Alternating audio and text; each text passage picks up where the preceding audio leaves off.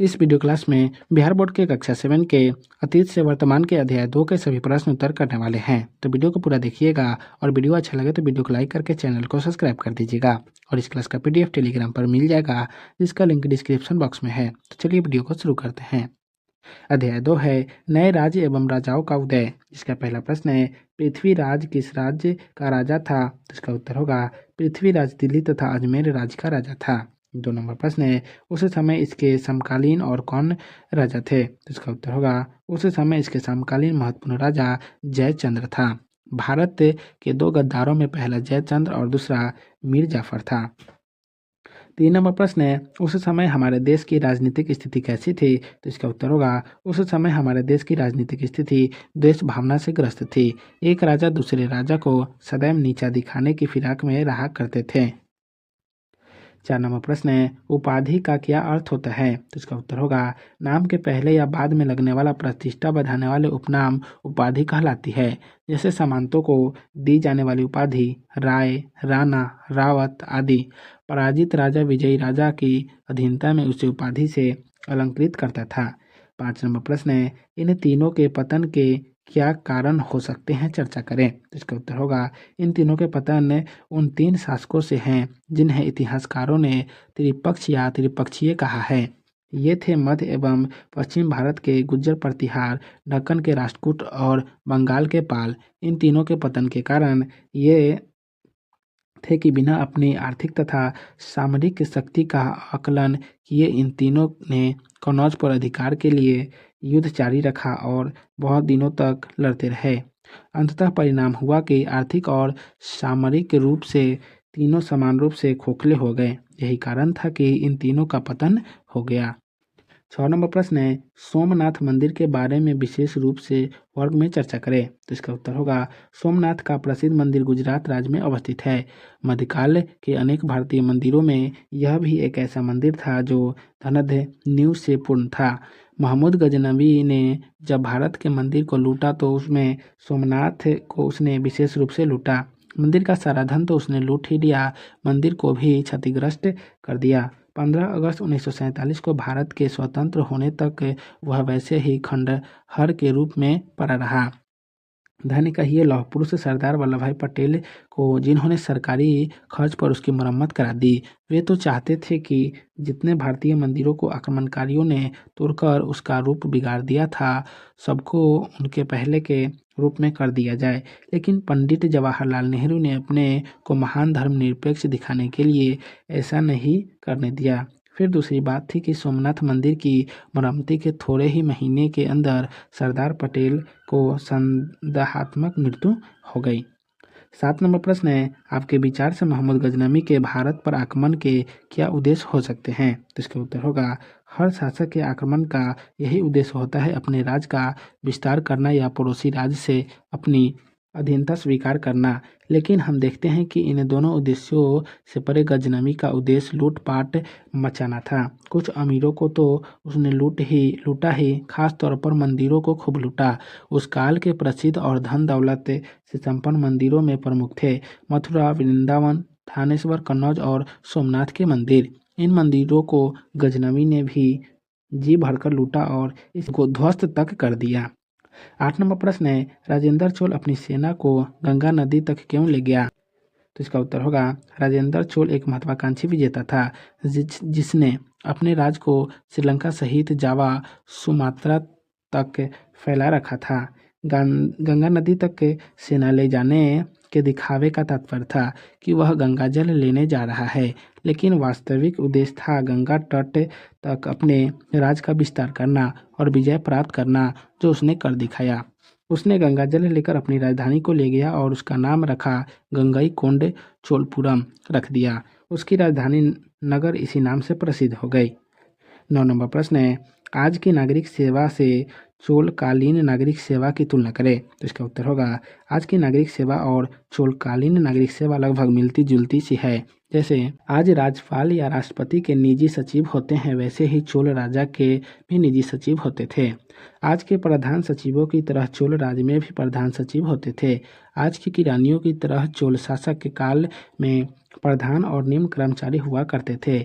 इस प्रकार हम देखते हैं कि आज की नागरिक सेवा और चोलकालीन नागरिक सेवा लगभग समान थी।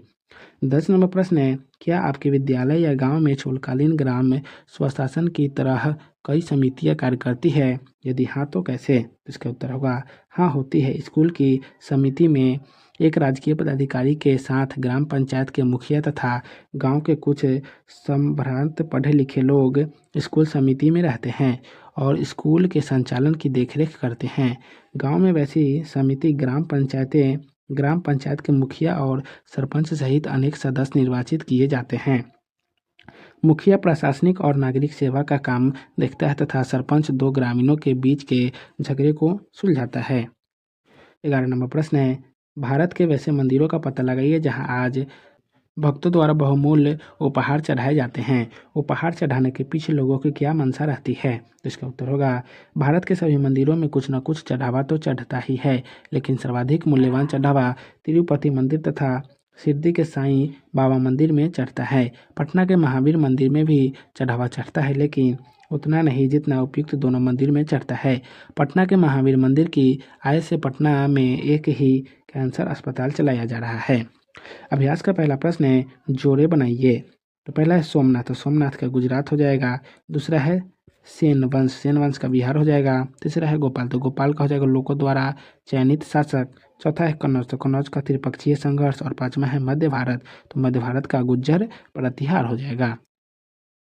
2 नंबर प्रश्न है, दक्षिण के प्रमुख राज कौन कौन थे? तो इसका उत्तर होगा दक्षिण के प्रमुख राज निम्नलिखित थे। पहला चोल, दूसरा चेर, तीसरा पांड्य, चौथा राष्ट्रकूट और पांचवा चालुक्य। 3 नंबर प्रश्न है, उस समय के राजा कौन कौन सी उपाधियां धारण करते थे? तो इसका उत्तर होगा उस समय के राजा अनेक और बड़ी बड़ी उपाधियां धारण करते थे, जो उनके द्वारा विजित राजा उनकी अधीनता स्वीकार करते हुए देते थे, जैसे महाराजा धीराज, परम भट्टारक, परमेश्वर, त्रिभुवन चक्रवर्ती आदि। 4 नंबर प्रश्न है, बिहार और बंगाल में किन वंशों का शासन था? तो इसका उत्तर होगा बिहार और बंगाल में क्रमशः सेन तथा पाल वंशों का शासन था। 5 नंबर प्रश्न है, तमिल क्षेत्र में किस तरह की सिंचाई व्यवस्था का विकास हुआ? तो इसका उत्तर होगा सिंचाई के लिए पानी की व्यवस्था हेतु डेल्टाई क्षेत्र में तट बनाए गए और पानी को खेतों तक पहुंचाने के लिए नहरें खोदी गई। सिंचाई के लिए कुओं की संख्या बढ़ाई गई। वर्षा का पानी बर्बाद न हो इसलिए उसे पानी को एकत्र करने के लिए बड़े बड़े सरोवर बनाए गए। ये सभी काम योजनाबद्ध तरीके से किए गए। राज्य कर्मचारियों के साथ स्थानीय किसानों का सहयोग भी लिया गया। 6 नंबर प्रश्न है, कन्नौज शहर 3 शक्तियों के संघर्ष का केंद्र बिंदु क्यों बना? तो इसका उत्तर होगा कन्नौज उत्तर भारत का एक प्रसिद्ध नगर था, जो कभी हर्षवर्धन की राजधानी रह चुका था। इस नगर पर अधिकार का तात्पर्य था कि वह शासक गंगा यमुना दो आब के उपजाऊ मैदान पर अधिकार कर लेते तो राजस्व का एक बड़ा जरिया बनता। यहाँ से तीनों में से किन्हीं दो पर बेहतर ढंग से नियंत्रण रखा जा सकता था। कन्नौज गंगा के किनारे अवस्थित था, अतः वहाँ से अधिक व्यापारी कर वसूले जाने की आशा थी। इन्हीं कारणों से कन्नौज गुज्जर प्रतिहार राष्ट्रकूट और पाल ये तीनों का केंद्र बिंदु बन गया।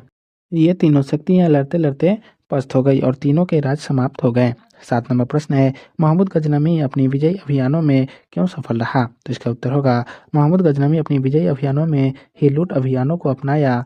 उसने जब भी आक्रमण किया तो मंदिरों के साथ बड़े बड़े नगरों को लूटा। उसने कभी भी भारत में अपने अस्थायी शासन की बात नहीं सोची। इन लूट अभियानों में सदैव सफल होते रहने का एकमात्र कारण था कि यहाँ के राजाओं शासकों में मेल नहीं था। राजपूत यद्यपि शक्तिशाली थे, लेकिन उन्होंने आपस में ही लड़ते रहने को अपनी शान समझी। एक राज लूटता रहता तो अन्य सभी राज देखते रहते और अंदर ही अंदर प्रसन्न भी होते रहते। उनको इतनी समझ नहीं थी कि यह स्थिति कभी उन पर भी आ सकती है, और यही हुआ और इसी से महमूद गजनवी अपने अभियानों में सफल होता रहा। 8 नंबर प्रश्न है, सामंतवाद का उदय किस प्रकार हुआ? तो इसका उत्तर होगा 7वीं से 12वीं शताब्दी के बीच भारत में सामंतवाद का उदय हुआ। उस समय की पुस्तकों तथा अन्य अभिलेखों में सामंत को अनेक नाम दिए गए हैं, जैसे सामंत, राय ठाकुर, राणा रावत इत्यादि। उस समय के राजा जब किसी अन्य राजा को युद्ध में हराता था तो उसके राज्य को अपने राज्य में मिला लेता था। लेकिन लगभग 1000 ईस्वी के आसपास युद्ध में हारे हुए राजा को उस स्थिति में उसके राज्य वापस मिल जाते थे जब वह विजयी राजा की अधीनता मान लेता था। बदले में उसे कुछ शर्तें भी माननी पड़ती थी। पराजित राजा को यह स्वीकारना पड़ता था कि विजयी राजा उसका स्वामी है और वह विजयी राजाओं के चरणों में रहने वाला दास है। पराजित राजा विजयी राजा का सामंत कहलाता था। इसी प्रकार सामंतवाद का उदय हुआ। 9 नंबर प्रश्न है, तत्कालीन राज्यों की प्रशासनिक व्यवस्था आज की प्रशासनिक व्यवस्था से कैसे भिन्न थी? तो इसका उत्तर होगा, तत्कालीन राज्यों की प्रशासनिक व्यवस्था आज की प्रशासनिक व्यवस्था से बहुत अर्थों में भिन्न थी। आज प्रजातांत्रिक व्यवस्था है, जबकि उस समय राजतंत्र था। उस समय के अधिकारी राजा की मर्जी से नियुक्त होते थे, जबकि आज प्रशासनिक सेवा के अधिकारी को कड़ी परीक्षा से गुजरना पड़ता है। तत्कालीन केंद्रीय शासन से संबंध अनेक पदाधिकारियों का उल्लेख मिलता है। विदेश विभाग के प्रधान को संधि विग्रह कहा जाता था, जबकि आज केंद्रीय सरकार में खासतौर में एक विदेश विभाग है जिसकी देखरेख प्रधान सचिव के हाथ में होता है। इसके ऊपर एक विदेश मंत्री होता है। आज के राजस्व विभाग को वित्त मंत्री के अधीन रखा गया है। इस विभाग में भी मुख्य सचिव के नीचे अधिकारियों कर्मचारियों का एक समूह काम करता है। आयकर विभाग राजस्व विभाग का ही एक अंग है। भंडारी के जैसे अधिकारी आज नहीं हुआ करते। उस समय भंडारी के इतिहासकार हुआ करते थे, क्योंकि कर अनाज के रूप में भी वसूला जाता है। उस समय महान दंडनायक होता था जो पुलिस विभाग का प्रधान होता था। लेकिन आज दंड देने के लिए न्यायपालिका अलग है और पुलिस विभाग अलग है। आज पुलिस का काम दोषियों को पकड़ना मात्र है और दंड न्यायपालिका दिया करती है। इस प्रकार देखते हैं कि तत्कालीन राज्यों का प्रशासनिक व्यवस्था आज की प्रशासनिक व्यवस्था से कई अर्थों में भिन्न थी।